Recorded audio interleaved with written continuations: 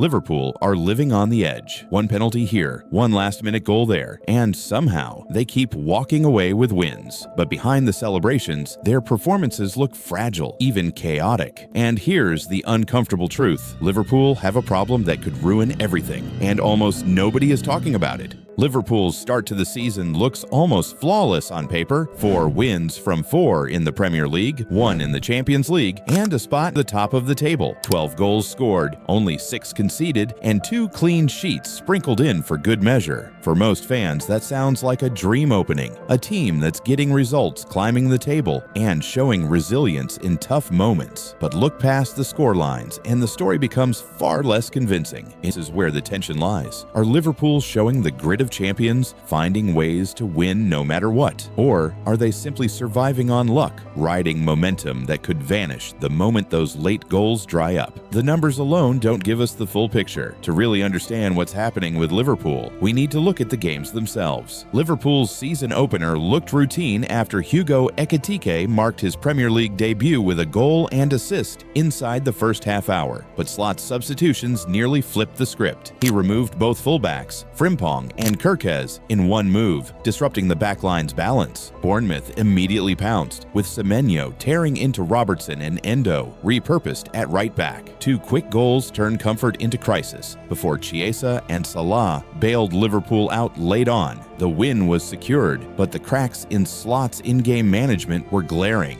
At St. James's Park, Anthony Gordon's red card gifted Liverpool over an hour with a man advantage. Yet instead of asserting dominance, the Reds labored against 10 men, producing little creativity or control. Their attacking depth, on paper, should have been decisive. Instead, the breakthrough came from individual brilliance. 16-year-old Rio Ngumoha's dramatic 100th minute winner. A historic moment for the teenager, yes, but also a worrying sign that Liverpool relied on desperation rather than tactical superiority to scrape 3 points. Against Arsenal, Slot doubled down on experimentation, deploying Szoboszlai at right back again after his strong display against Newcastle. The Hungarian impressed with his energy and adaptability, but it came at a cost. Salah, Liverpool's talisman, was neutralized all game by Ricardo Calafiori, unable to influence the attack. Slot refused to shift his system or free up Salah, leaving the Reds blunt for long stretches. Only Szoboszlai's sublime free kick broke the deadlock. The win papered over the tactical dilemma. Liverpool's midfield logjam is forcing awkward compromises, and their star forward is paying the price. Burnley away looked tailor-made for Liverpool's record signing, Alexander Isak. Fresh from international duty and fully fit, he seemed primed for minutes. Instead, Slot left him out of the squad entirely, citing caution. The decision looked strange when Liverpool struggled to break down a well-organized Burnley side. The lack of fresh attacking variation raised questions about whether Slot's conservative integration of Isak was stifling his own team's evolution. The contrast was sharper still when Isak's Newcastle replacement, Nick Woltemade, was scoring for fun elsewhere. In their Champions League opener, Liverpool finally looked convincing, at least for a while. Salah sparked a blistering start. His free kick was deflected by Robertson, and he doubled the lead just 2 minutes later, and Isak made his long-awaited debut. But once again, control slipped away. Marcos Llorente, Liverpool's old nemesis, scored twice to level the game, the second via a cruel deflection.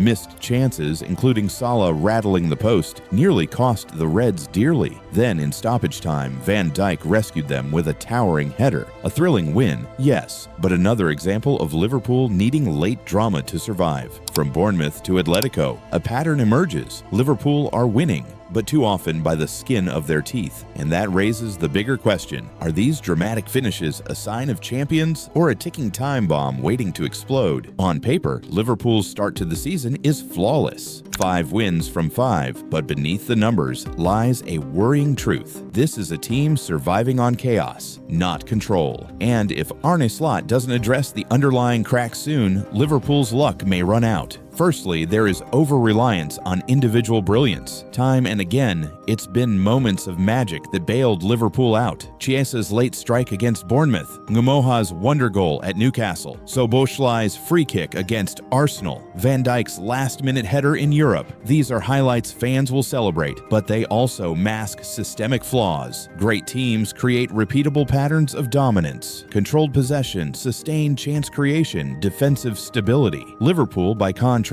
are relying on high-wire acts and last-gasp interventions. That's not a sustainable formula over 50-plus games in all competitions. The second issue is tactical inflexibility. Slot's biggest strength, his clarity of system, is also proving to be his weakness. His insistence on Szoboszlai at right-back, while innovative compromised Salah's influence against Arsenal. Against Newcastle, he failed to exploit a numerical advantage. And at Burnley, his reluctance to introduce Isak showed excessive caution. In each case, tactical rigidity limited Liverpool's ability to adapt to the situation. Top managers thrive because they adjust in-game, switching systems or personnel to seize control. Slot, so far, has stuck stubbornly to his plan, even when it's clearly misfiring. Another glaring issue is defensive vulnerability. For years, Liverpool's identity was defined by defensive control anchored by Virgil van Dijk. At 33, he's still immense, but he cannot cover every blade of grass like he once did. His partner, Ibrahima Konate, complements him well but has a fragile fitness record. Beyond them, depth is shaky. Gomez struggles with consistency, and young options like Giovanni are promising but raw. That leaves Liverpool one injury away from a serious defensive crisis. The evidence is already there. Bournemouth exploited the fullback switches, Atletico punished Liverpool's lapses, and even against 10-man Newcastle, the backline looked stretched. Clean sheets have been rare, and opponents sense vulnerability. Another recurring issue is Slot's squad management. Last season, critics argued he didn't rotate enough, burning out key players. This season, he seems to be overcompensating with excessive caution. Isak's limited use is the clearest example, but it extends to others as well. Players like Gravenberch and Mac Allister drift in and out of roles without clear identity, while others remain underused. A squad built with £450 million of investment should feel like a luxury of options. Instead, Slot's hesitance makes it feel like a puzzle he hasn't solved. There's also the problem of chemistry. Last season, Slot inherited a nearly complete team and made no signings, which allowed him to build stability and understanding. This season, though, Liverpool have added Isak, Wirtz, Ekitike, Kerkez, Frimpong, Giovanni Leone, and the breakout academy star Rio Ngumoha. On paper, it's a transformation. In practice, the pieces don't yet fit. Slot hasn't figured out how best to integrate all these new arrivals, and the players themselves are still learning each other's movements, instincts, and tendencies. The result? A team that looks exciting in flashes but disjointed when it matters most. Finally, there's the intangible factor, mentality. Slot's Liverpool seem addicted to drama, falling asleep with leads, waking up late to rescue games, surviving by margins. While fans love the excitement, it's a dangerous psychological cycle. Teams that live on the edge eventually collapse when the margins turn against them. One unlucky deflection, one missed late chance, one refereeing decision, and suddenly, those thrilling wins become costly draws or defeats. Put simply, Liverpool's perfect start has been anything but perfect. The foundations look shaky, and rivals will have noticed. The real question is, are these flaws signs of a team still finding its rhythm, or the red flags of a title challenge already under threat? To measure Liverpool's fragility, you only need to glance at Arsenal, their fiercest title rivals. The contrast couldn't be clearer. Liverpool's 5 games have brought 12 goals scored, 6 conceded, and just 2 clean sheets. Arsenal, on the other hand, have conceded only once all season,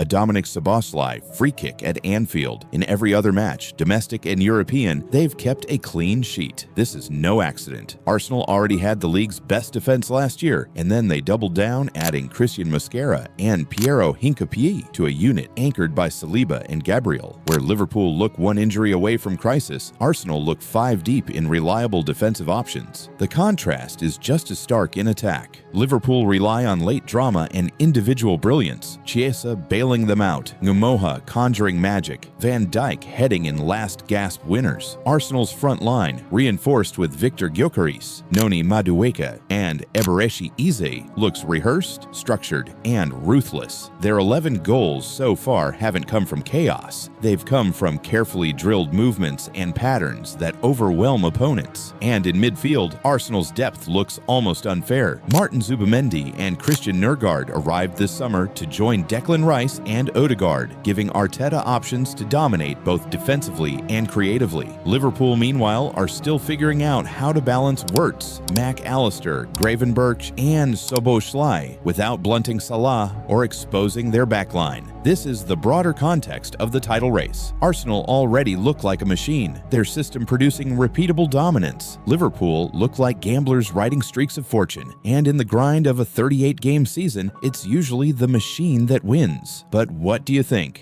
Is Liverpool's shaky start just a temporary phase as new signings gel, or are these deeper problems that could derail their title defense? Let us know in the comments.